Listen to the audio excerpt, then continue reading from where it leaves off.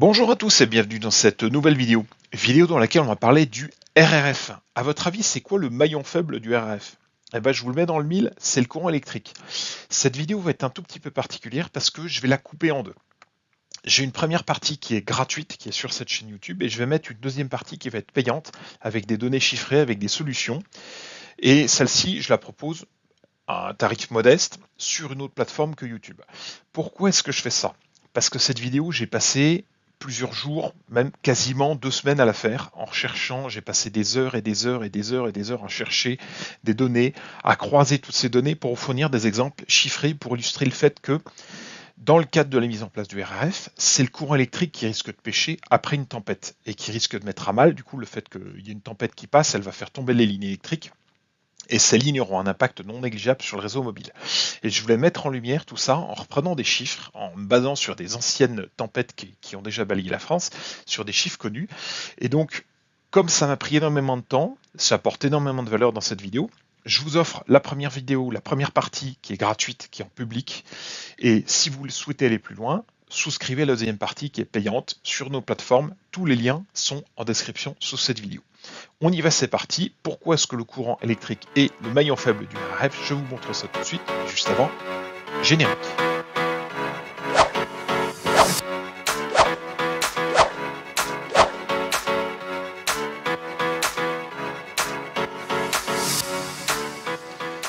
Alors voici le plan de cette vidéo. Tout d'abord, on va commencer par quelques petits rappels sur le RRF, le réseau radio du futur. Pour ceux qui découvriraient ce que c'est que le RRF, via cette chaîne YouTube, parce que vous n'avez peut-être pas forcément vu les vidéos que j'ai fait dessus, je vais faire un rapide rappel sur ce qu'est ce réseau. Donc le RRF, il va s'appuyer sur les opérateurs mobiles. S'appuyer sur un opérateur mobile pour assurer des communications régaliennes, il y a un risque. Quel est ce risque? Quels sont ces risques? Et quelles sont les contre-mesures que le programme RRF a prévues pour diminuer ce risque, voire l'éliminer? Ensuite, on va parler courant électrique, qui pour moi est le maillon faible du RRF. Je vais vous montrer pourquoi. Ensuite, on va parler des aspects météorologiques, on va parler un petit peu de changement climatique, des tempêtes qui ont lieu en France, et on va parler un tout petit peu du cyclone qui a ravagé Mayotte il y a quelques jours. Ensuite, on va parler du réseau mobile à l'épreuve des tempêtes. Je vais appuyer ma théorie par des chiffres, puisqu'effectivement on a quelques données. Grâce à la tempête Ciaran qui a frappé la Bretagne, une partie des départements, ainsi qu'une partie des départements du Nord et de Normandie l'année dernière, en 2023. Donc on va s'appuyer sur ces chiffres et ça va nous permettre de pondérer ces chiffres et de faire des liens entre les différents risques entre le réseau mobile et les tempêtes. Ensuite, je vais proposer des solutions pour améliorer encore la résilience du RRF. Il faut savoir qu'il est déjà très résilient, mais on va voir qu'il y a potentiellement des risques avec les tempêtes, et donc je vais vous proposer des solutions en fin de vidéo pour améliorer cette résilience. Et enfin, très rapidement, on parlera politique et économie. Comment aujourd'hui le RRF c'est un projet très politique, mais il s'inscrit dans une démarche un petit peu compliquée, puisqu'aujourd'hui l'économie de la France la France est en faillite, on va en parler, donc je vais mettre en perspective le RRF et la politique de la France, ainsi que son économie, très rapidement, sans débattre, sans insister trop sur ce sujet, parce que je ne suis ni économiste, ni politicien. Concrètement, les secours avant pour communiquer, ils utilisaient ce genre de talkie-walkie, une espèce de radio qui était faite par Airbus, c'était de la norme Tétrapol, et ils avaient un réseau d'État qui était dédié, qui était déployé partout en France pour assurer leur communication critique. Et le RRF, ça va consister à remplacer ça par ça. Ça, c'est quoi? C'est un smartphone. Donc, grosso modo, on va porter l'usage de l'application voix qu'on avait sur un talkie-walkie, où avant on parlait en appuyant sur un bouton, 1, 2, 3, 4, 5, Roger, Roger. Cette fois-ci, on va passer sur une appli type WhatsApp. Je sais qu'ils n'aiment pas du tout quand on dit ça, parce qu'il y a beaucoup de sécurité, il y a toute une infrastructure et pas mal de sécurité autour de ça. Mais en gros, pour que vous compreniez, on passe d'un talkie-walkie à un smartphone. Donc désormais, les secours vont utiliser un smartphone avec une carte SIM qui s'appuiera sur les opérateurs existants, les 4 opérateurs, Orange, SFR, Bouygues, Free, et une application dédiée qui va leur permettre de communiquer en direct avec eux. Il y aura également un mode direct qui sera déployé via une poire RRF, une poire mobile, une poire en DMR d'ailleurs, qui sera à côté, qui leur permettra, en cas de panne de réseau, de communiquer entre eux, mais comme elle n'a que 2 watts de puissance, ce sera dans un rayon de quelques centaines de mètres. 1 kilomètre tout au plus, 1 ou 2 kilomètres tout au plus. Alors, pour résumer, le RRF, ça va être le remplacement des tétrapoles, des réseaux tétrapoles existants, qui étaient la propriété de l'État, qui étaient utilisés par la police, les pompiers, le SAMU et les services étatiques ou tout ce qui est régalien, par les réseaux des opérateurs mobiles en 4G 5G, donc les réseaux existants, ceux que l'on utilise actuellement pour communiquer. Évidemment, ils disposeront d'une priorité d'accès sur ces réseaux. Sur 2 de ces réseaux, ils ont Orange et Bouygues avec une priorité d'accès. Et ils auront une SIM multi-opérateur pour se connecter aux 4 opérateurs, Orange, SFR, Bouygues et Free, afin d'assurer une redondance et une résilience du réseau à toute épreuve. Il est prévu dans le contrat un temps de rétablissement du réseau garanti par contrat en cas de panne. Donc les opérateurs ont moins de 6 heures pour rétablir, plutôt 6 heures maximum pour rétablir le réseau en cas de panne. Donc si jamais une tempête passe, ils ont moins de 6 heures pour le faire, plutôt 6 heures maximum. On va voir que ce n'est pas toujours tenable. Et ce réseau, il est désormais géré par l'ACMOS, qui est une agence, ça veut dire Agence des communications mobiles opérationnelles de sécurité et de secours, qui a été montée pour l'occasion, qui est représenté par un préfet, M. Lambert, que je salue d'ailleurs s'il voit cette vidéo. Et donc l'ACMOS va gérer toute l'infrastructure de RRF en s'appuyant, en surveillant un petit peu le réseau, en assurant la résilience de ce réseau et en partenariat avec les opérateurs mobiles. Ce RRF, il est prévu qu'il soit déployé très progressivement entre 2025 et 2027, donc dans quelques mois. Hein. Là, à l'heure où je tourne cette vidéo, on est fin décembre 2024, on est quasiment 2025. Donc il va y avoir une première vague en 2025 avec 43 départements qui seront couverts. Ensuite, en 2026, 73 départements en cumulé. Et en 2027, les derniers départements qui manquent, avec 97 départements couverts, y compris la Corse. Donc le déploiement est imminent. Actuellement, le RRF est en phase de test, de finalisation. Il procède à tous les derniers ajustements en vue de déployer ça et peut ensuite de démonter le vieux réseau tétrapole qu'ils avaient, qui est devenu aujourd'hui obsolète. Alors, utiliser des opérateurs mobiles plutôt que d'avoir son propre réseau comme ça se faisait avant avec tétrapole, pour moi, il y a des risques. Quels sont ces risques? Alors, ces risques, je les ai listés ici. Il faut savoir qu'ils ont été pris en compte par les équipes du programme RRF et ils ont été contrés par toute une série de contre-mesures qu'on va citer juste après. Premièrement, le premier risque, c'est la panne d'une antenne mobile. Ah oui, une antenne mobile en 4G, 5G, ça peut tomber en panne. Je vais vous montrer des plans après, des cartes de France avec les pannes des réseaux mobiles. Vous verrez que il y en a un peu partout, il y en a tout le temps. Chaque jour, il y a des antennes qui tombent en panne. C'est un risque. Deuxième risque, on peut avoir des actes de malveillance, des sabotages, des anti-5G, bref, des pylônes qui sont incendiés, ça arrive.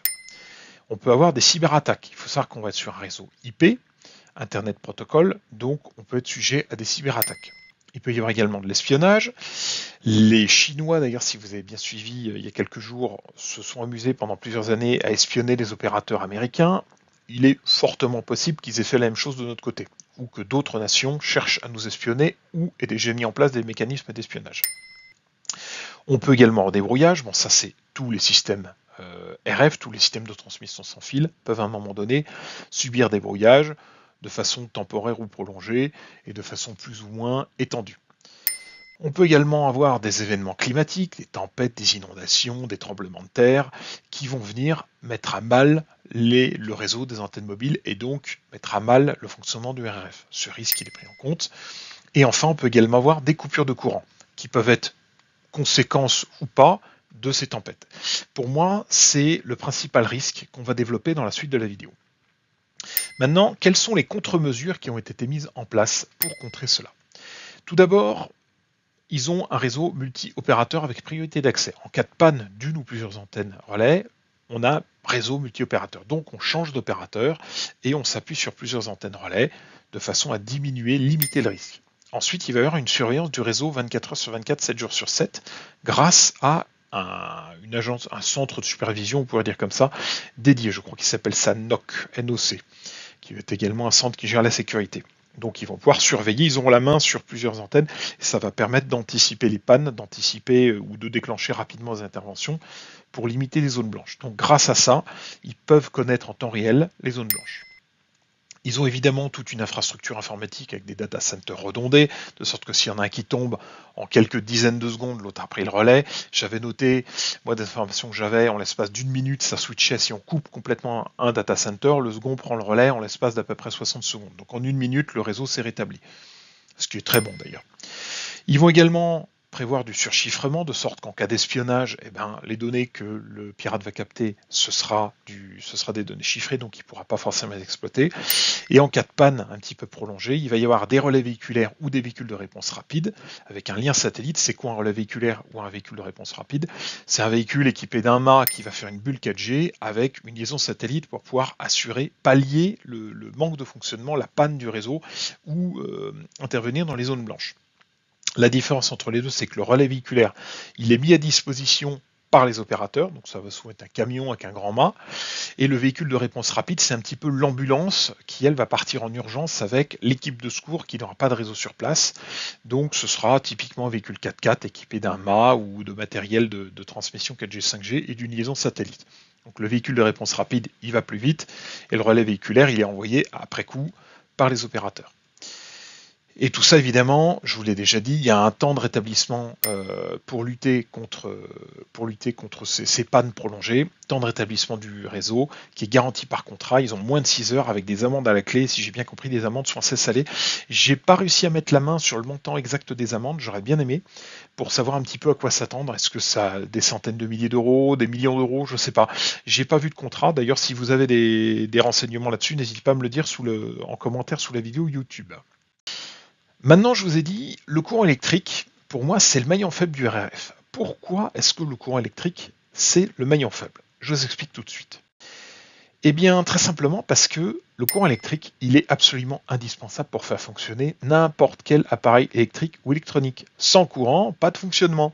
Bon, ça, normalement, vous devez le savoir. D'ailleurs, si vous regardez cette vidéo, vous êtes probablement derrière un smartphone ou derrière un ordinateur avec du courant électrique pour alimenter le tout. Soit une batterie sur le smartphone, soit du courant électrique qui arrive directement du secteur pour alimenter votre ordinateur ou votre télé.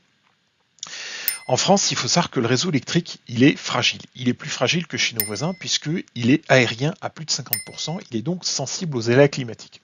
Ça tend à changer, il y a un enfouissement progressif qui est prévu, mais ça demande énormément de temps. À noter cependant que les dernières lignes électriques qui sont installées, à 98%, elles sont enterrées. Alors, ce ne sera pas forcément des lignes haute tension ou très haute tension, ça va être des lignes basse tension ou les derniers kilomètres de ligne avant un domicile ou avant un client, avant que l'électricité soit consommée. Donc il y a des efforts de fait, mais je vais vous montrer une carte juste après qui montre que globalement, le réseau aérien très haute tension, les lignes très haute tension, elles sont très sensibles aux aléas climatiques. Dans ce contexte-là, le réseau mobile, il est globalement peu, voire pas du tout secouru. C'est-à-dire qu'il n'y a pas de batterie de secours. On a tout au plus quelques dizaines de minutes d'autonomie sur batterie. Moi, dans les informations dont je dispose, il y a en gros entre 20 minutes d'autonomie et 2 heures, suivant le parc de batterie, suivant l'autonomie, suivant le degré de charge de l'antenne relais. Donc vous voyez que ça peut très vite s'écrouler. Donc on a un réseau qui va pas tenir très longtemps. 20 minutes, vous tenez le temps d'une micro-coupure, ou le temps qu'Enedis, et je sais pas, Enedis fait une coupure d'une minute, par exemple, le temps de redémarrer une centrale, et ça repart derrière. Une centrale à charbon, par exemple, vous allez perdre 1, 2, 3 minutes, c'est pas gênant, l'antenne elle est relayée. Elle a des batteries, mais les batteries elles sont pas éternelles et elles s'épuisent très vite.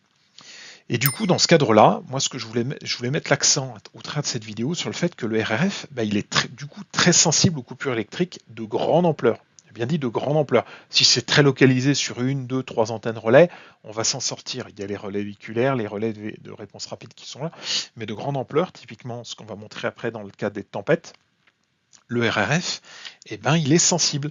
Et il y aura des moments où potentiellement les relais véhiculaires ne vont pas suffire parce qu'il y aura trop de panne.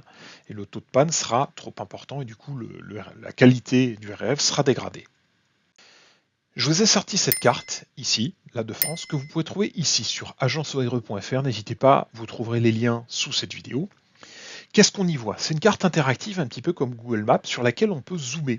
Et quand on zoome, on voit là très clairement en bleu, là je vous affiche la France entière, mais si on zoome dessus, on va pouvoir voir petit à petit les différents réseaux d'électricité, un RTE, que ce soit de la très haute tension jusqu'à de la ligne basse tension.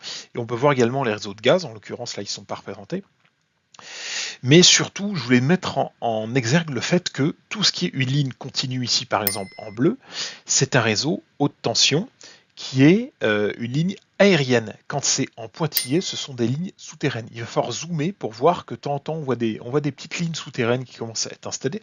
Mais globalement, ce réseau haute tension qu'on voit ici, eh ben, il est aérien. Il est énormément aérien. Donc les très hautes tensions entre les liens entre les différentes centrales nucléaires, les différentes centrales à charbon, tout ce qui est production hydraulique avec les barrages, il va y avoir des liens entre eux qui vont être aériens. Donc très sensibles au vent fort, très sensible aux tempêtes, sensible aux chutes d'arbres. Alors sur les lignes à haute tension, elles sont assez hautes normalement. Les arbres passent pas forcément à côté, mais elles sont sensibles quand même, puisque quand ça souffle très fort, comme ce qui s'est passé en 99, eh bien il y a eu pas mal de pylônes à terre. Du coup, dans ce contexte, avec ces lignes électriques aériennes, on peut se poser la question suivante: quel est le degré de résilience du RRF face aux pannes et aux coupures électriques? Vraiment, je parle bien des coupures électriques de grande ampleur. Je me suis amusé à faire cette petite courbe, prenez-la comme une estimation.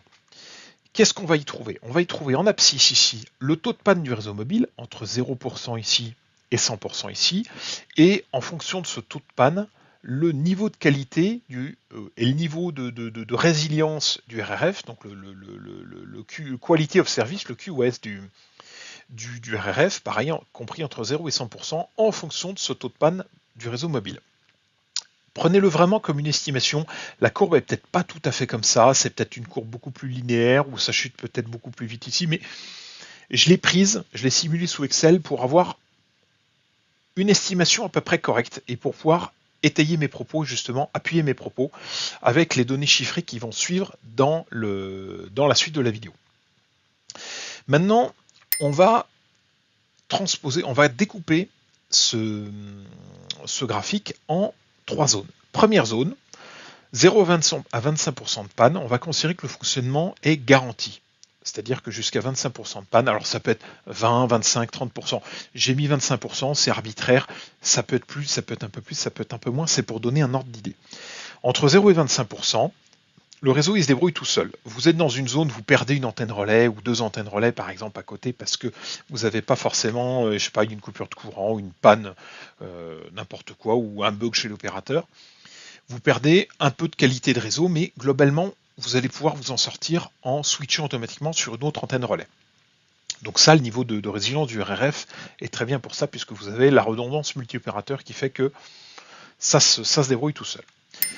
Deuxième zone, j'ai considéré par exemple qu'entre 25 à 50% de panne, en l'occurrence ça peut être ajusté à un peu moins, un peu plus, peut-être 60% de panne, encore une fois, prenez-le comme une estimation, vous aurez cette fois-ci besoin de relais véhiculaires et ou de véhicules de réponse rapide, puisque dans cette zone-là, la qualité de service baisse plus rapidement et donc vous n'allez pas forcément pouvoir communiquer sur tous les lieux de vos interventions. Donc là, il va falloir qu'il y ait un véhicule qui parte avec vous ou que l'opérateur déploie des véhicules temporaires, des relais véhiculaires, pour réassurer une couverture mobile.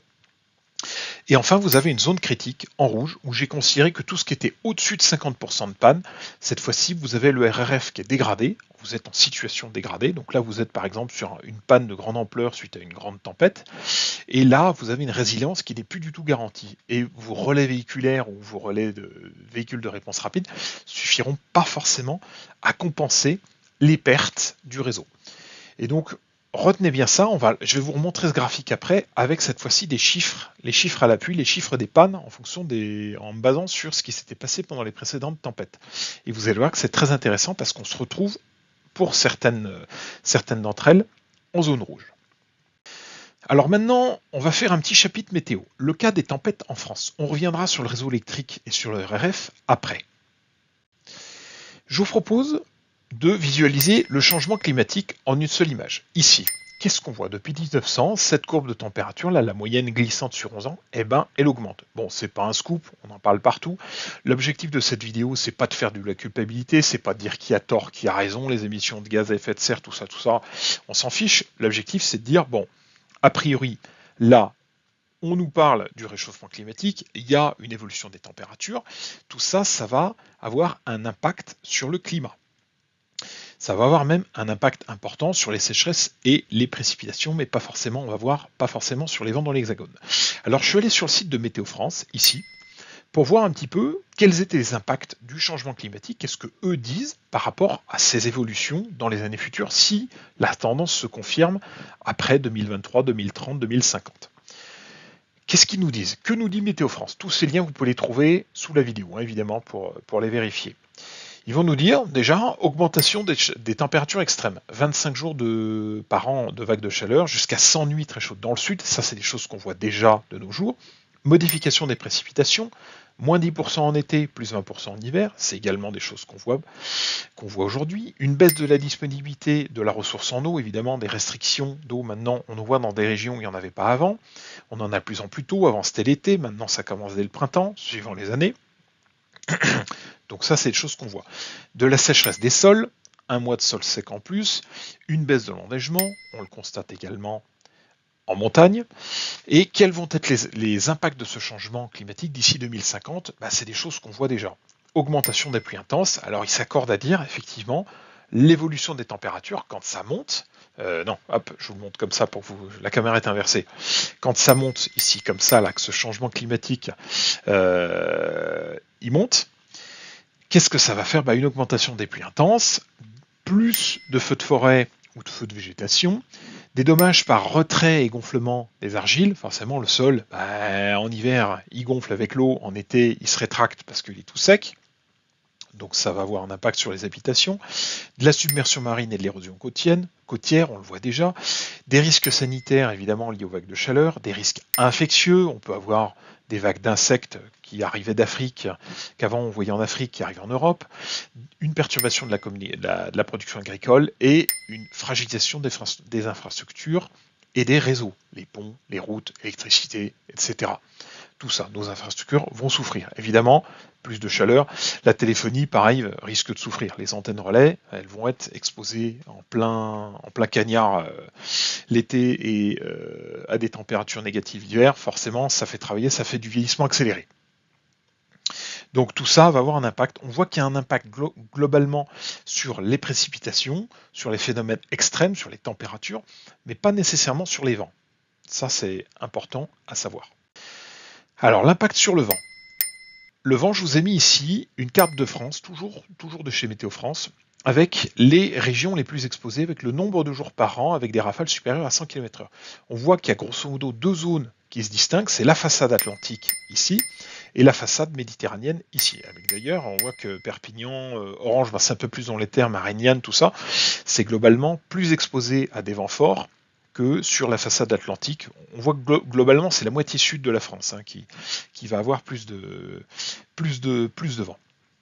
Et je me suis dit, bon, est-ce que ce changement climatique, il a un impact sur le vent? On sait qu'il a un impact sur la pluviométrie plus importante, mais en revanche, ce qu'on nous dit, c'est pas forcément d'impact.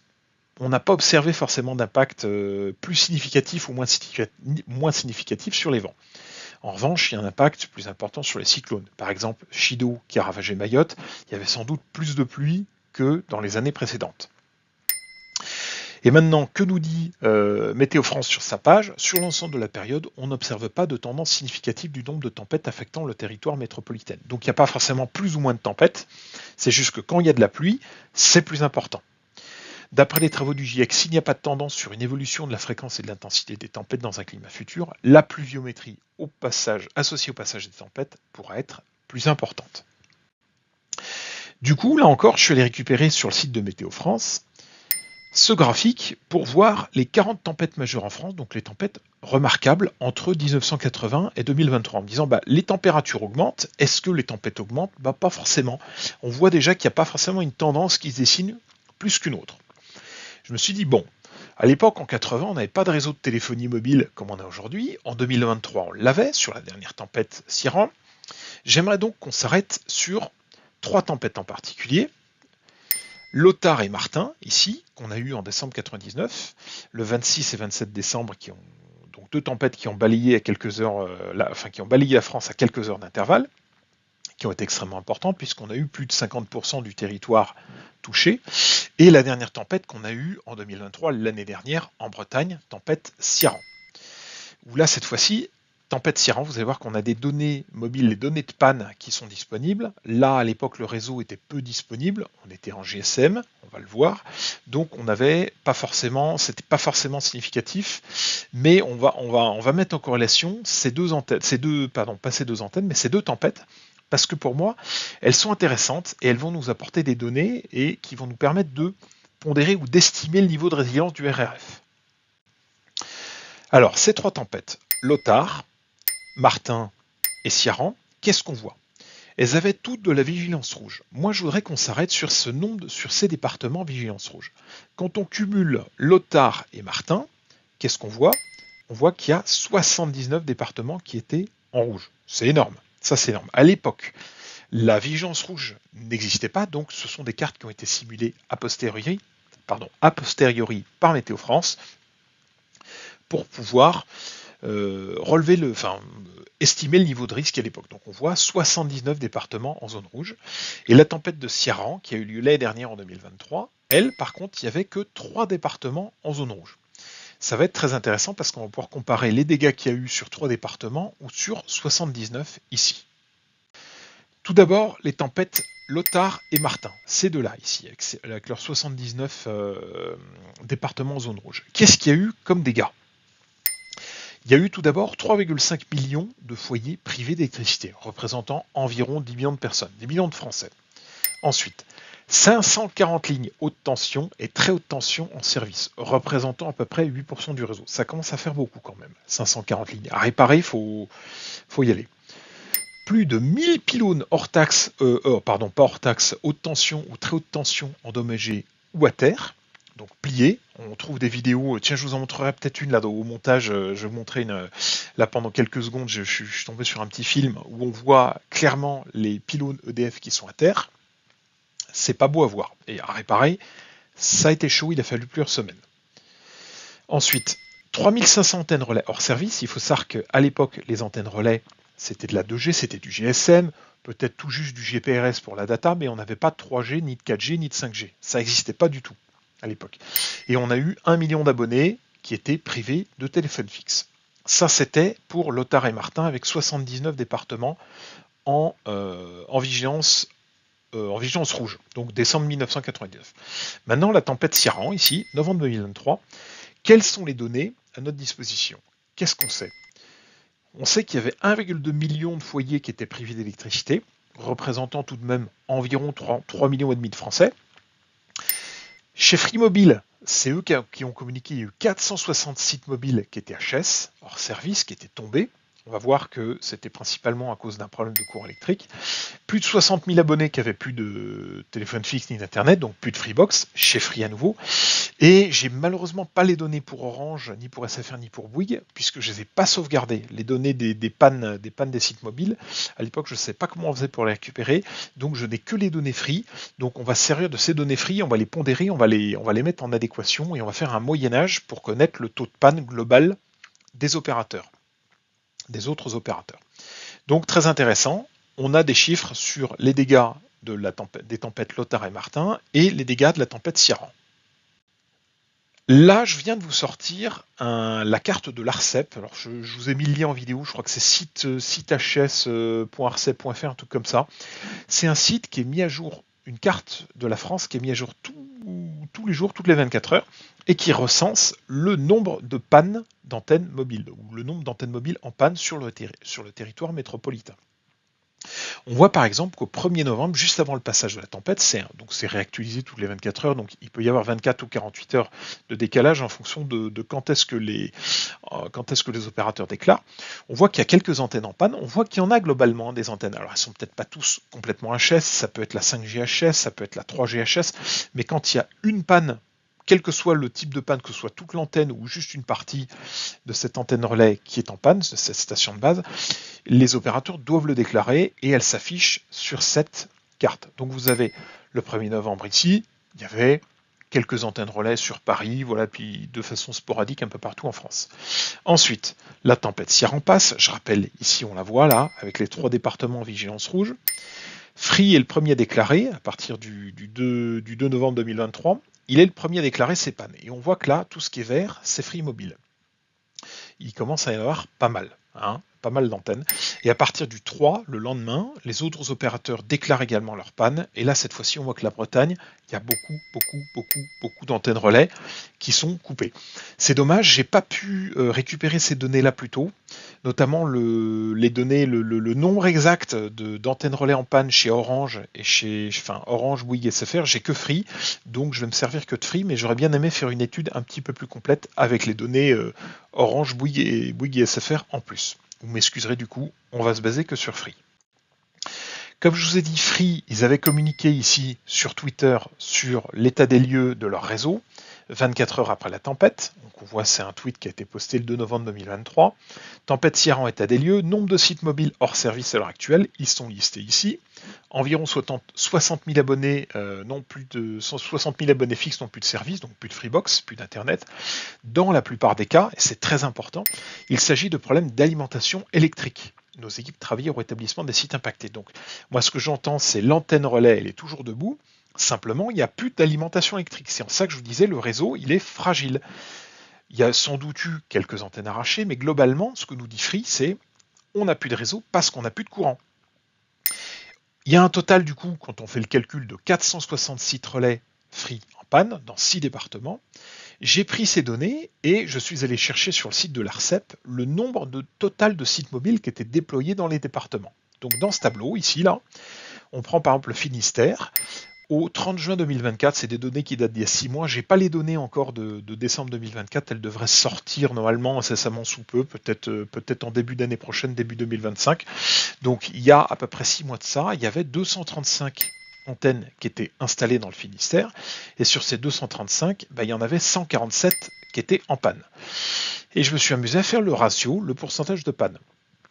On voit que c'est très intéressant parce que par exemple dans le Finistère, ils ont perdu 62,6% des antennes relais. C'est énorme. Vous voyez, on a perdu plus de 50%. Dans les Côtes d'Armor, on tombe à 45%. Dans le Morbihan, 37%. Et encore, ces chiffres sont peut-être un peu surpondérés parce que ça, c'est le nombre d'antennes en 2024. Il y en a sans doute un peu plus qu'en 2023. Donc, à remettre en le pourcentage, du coup, vu qu'il y a plus d'antennes relais installées, potentiellement, le pourcentage, il est un peu moins élevé. Donc, il devrait même être un peu plus élevé. Mais ça nous donne un ordre d'idée. C'est vrai qu'il n'y a pas non plus le nombre d'antennes n'explose pas d'une année sur l'autre. Même si avec le New Deal mobile, on améliore continuellement la couverture mobile 4G en France, il n'y a pas non plus 36 000 antennes qui sont installées chaque année dans un département. Donc ça nous donne une idée, grosso modo, on voit qu'il y avait entre 6% de panne et 62% de panne.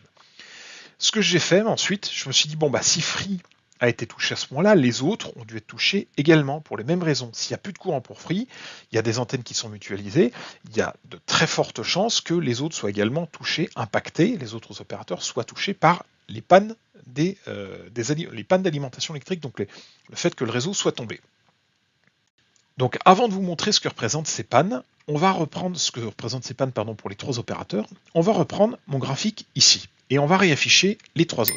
Regardez, on retrouve notre zone verte, notre zone orange et notre zone rouge. Et cette fois-ci, on intègre les pannes de Free dans ces 3 carrés sur cette courbe. Encore une fois, cette courbe, c'est une estimation à prendre. Elle peut être pondérée, on peut la revoir, on peut la toucher, mais elle nous donne globalement un état des lieux, une estimation de ce que pourrait être le niveau de résilience, le degré de qualité de service à faire par le RF après la tempête Ciarán. Dans le Finistère, on a 62% de panne.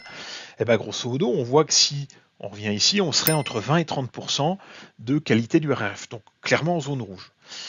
Donc on aurait besoin de relais véhiculaires et de véhicules de réponse rapide, mais ça ne suffirait pas, il en faudrait tellement qu'il n'y en aurait sans doute pas assez pour couvrir tout le réseau et pour rétablir tout le réseau. Là, on voit que typiquement, ça va être très compliqué pour l'opérateur de rétablir rétablir le réseau en moins de 6 heures, surtout si c'est une panne de courant et que la panne de courant elle dure plus de 24 heures.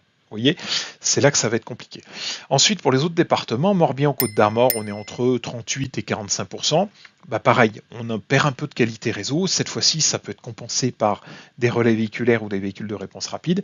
Et dans les 3 derniers départements, Calvados, Manche, Ille-et-Vilaine, cette fois-ci, pour moi, on est en zone verte. Donc, la redondance multi-opérateur va suffire. Alors évidemment, dans une certaine mesure, si on a 6% d'antennes relais qui sont en panne, toutes localisées au même endroit sur une zone, par exemple, de 20 km², 20 ou 30 km², et que tous les opérateurs en panne sont tous en panne sur cette même zone, vous ne pourrez pas communiquer dans cette zone, vous ne pourrez pas vous appuyer sur cette redondance multi-opérateur. Je suis parti du principe que si une antenne free est tombée, les autres d'à côté marchent encore. C'est pour ça que je vous dis, cette carte, ce graphique est une estimation et qu'on peut pondérer les résultats, on peut les transposer, les moyenner, prendre des marges, mais grosso modo, ça nous donne un bon aperçu de ce que représente du coup les dégâts de la tempête Ciarán sur les réseaux free et ce que ça aurait pu potentiellement, dans quelle mesure ça aurait pu impacter le RRF. À l'époque, le RRF n'était pas déployé, il est en cours, il va être déployé en avril 2025, mais on peut s'appuyer là-dessus.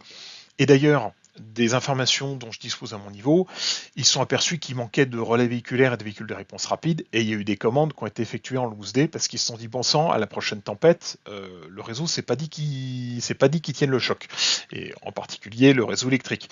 Donc forcément, ils se sont dit on va renforcer notre gamme de véhicules de réponse rapide en rachetant des modèles.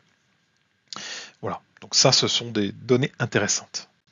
Maintenant, je vous propose de transposer les pannes de Free Mobile aux tempêtes Lothar et Martin. Donc cette fois-ci, on prend les données Free Mobile en 2023, en novembre 2023, et on les transpose en 1999. Si le réseau 4G 5G avait été équivalent et avait existé en décembre 1999.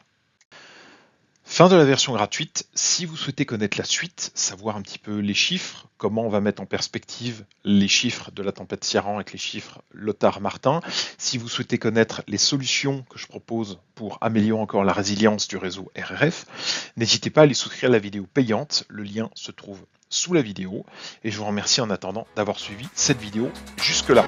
À très vite dans la prochaine vidéo.